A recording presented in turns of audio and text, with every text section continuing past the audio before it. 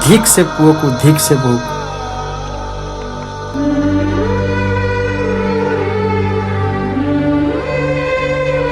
जी माँ को पेलिकी फोपाड़ी दौची आ से पुओ जल जल देखुची धिक तम मनीष पणिया को। एमती केमिति पथर हो पारुछ, एते निष्ठुर केमिति हो पारुछ।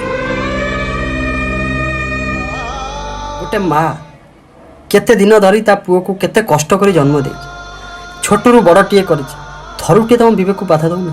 से माँ को तुम एमती हंतसंत करुच। जो माँ तुम न खाई न पी बसी से माँ को तुम धक्का मारी फोपाड़ी दौच। तुम सीना आज जापर ना, दिन आसब तुमर भी ये समय आसो, तुमर भी पिला छुआ थे, भगवान करंतु से माँ खुशी रहू, कि तुमर भी दिन आसो। तुमको जो दिन तुम पिला मैंने एमती करेंगे से दिन जापर कष्टा कौन। सब अन्य को कष्ट देवा पूर्व थरुटे भाव आमर भी पिला छुआ अच्छे, आम पिला छुआ भी दिन ना दिन बड़ हे। तुम पुओ झील देखिए कौन से शिखिए। हाँ केते से कष्ट न कर तुम मान थरुटे खराब लगे ये सब कर।